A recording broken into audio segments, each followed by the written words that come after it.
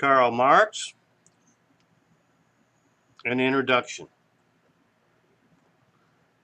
Karl Marx was a socialist theoretician and organizer, a major figure in the history of economic and political thought, and a great social prophet. Personally, I like to call him the last of the Old Testament prophets. He basically prophesied that man would someday create a paradise on earth, that we would all someday live in brotherhood, sharing our talents and our wealth. But in this presentation, we will focus on his role as a sociological theorist. His writings have had an enormous impact on all of the social sciences, but particularly on sociology. Marx and Engels' major intellectual contributions include, first, the elaboration of the conflict model of society, specifically the theory of social change, based upon antagonisms between social classes. Second, the insight that power originates primarily in economic production. And third, his concern with the social origins of alienation. Marx's vision was based on an evolutionary point of departure. Society was comprised of a moving balance of antithetical forces that generate social change by their tension and struggle. Struggle, rather than peaceful growth, was the engine of progress. Strife was the father of all things, and social conflict was the core of the historical process.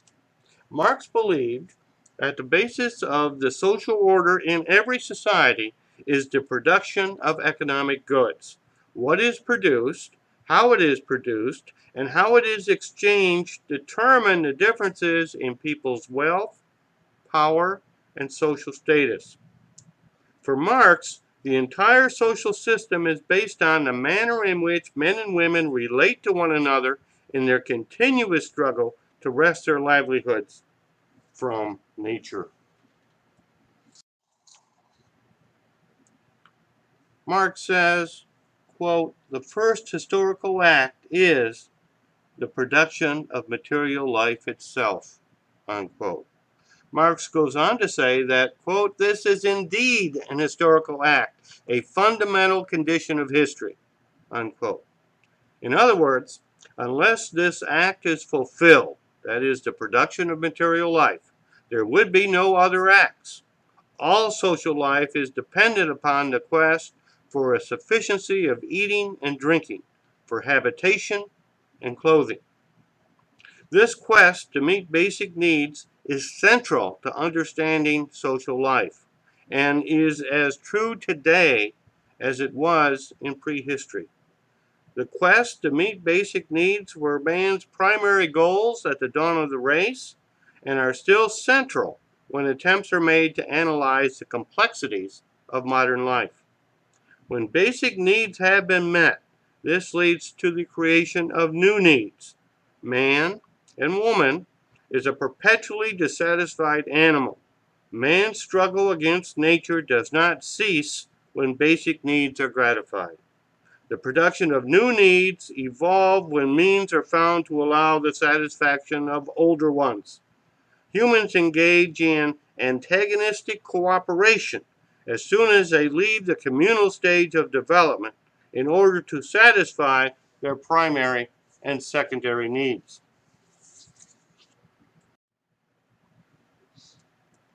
The organization of economic activities leads to the division of labor, which causes the formation of classes.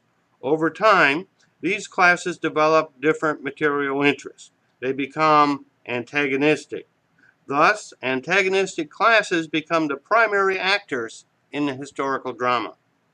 Marx argued that because human beings must organize their activities in order to clothe, feed, and house themselves, every society is built on an economic base.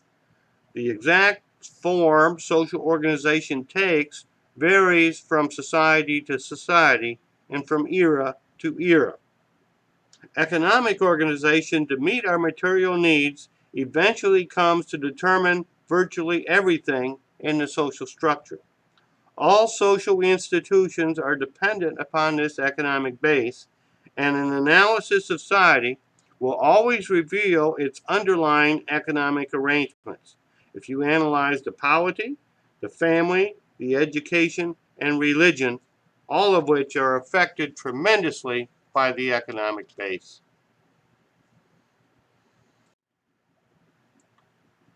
Marx says, legal relations as well as the form of the state are to be grasped neither from themselves nor from the so-called general development of the human mind, but have their roots in the material conditions of life.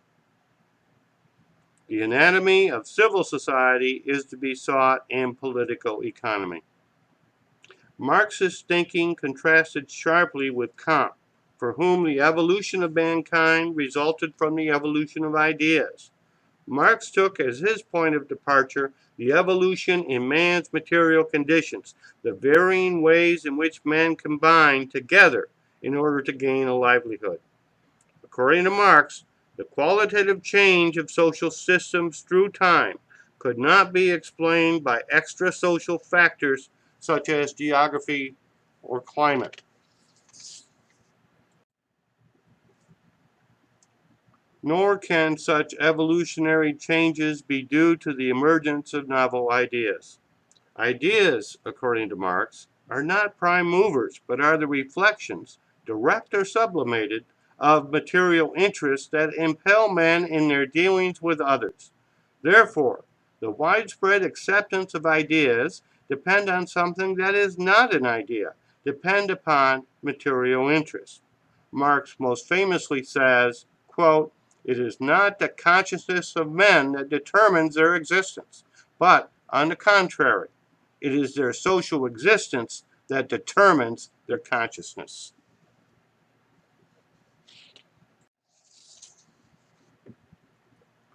Marx regarded society as a structurally integrated whole. Consequently, for Marx, any aspect of that whole, be it legal codes, systems of education, art, or religion, could not be understood by itself.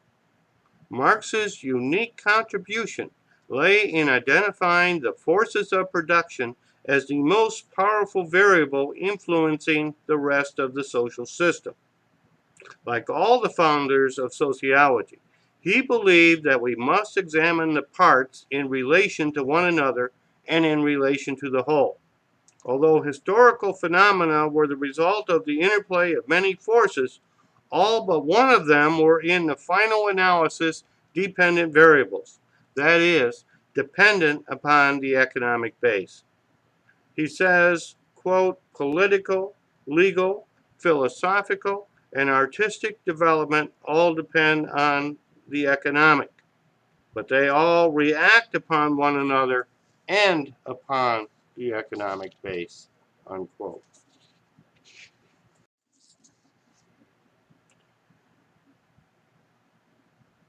He further says, quote, "It is not the case that the economic situation is the sole active cause and that everything else is merely a passive effect.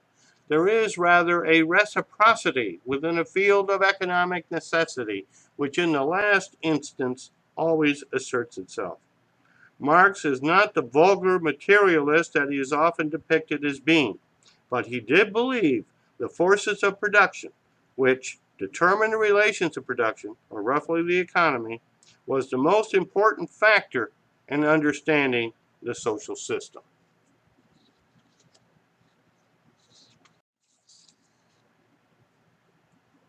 If you are interested in the big picture, you should take a look at Macrosocial Theory, a book that reviews the theories of classical macrosocial theorists such as Karl Marx, Max Weber, and Emil Durkheim, as well as the work of many who extended their theories to better reflect modern times, such as Immanuel Wallerstein, Gerhard Lenski, and George Ritzer. Also see Sociocultural Systems, Principles of Structure and Change, to learn how these insights contribute to a fuller understanding of modern societies. These books can be purchased at most online bookstores or at Athabasca University Press. If you are short of funds, Athabasca also offers a free PDF version of sociocultural systems. You should know that a significant portion of the royalties I receive for these books go to the Rogers State University Foundation in support of students in the liberal arts. I thank you for your support and interest.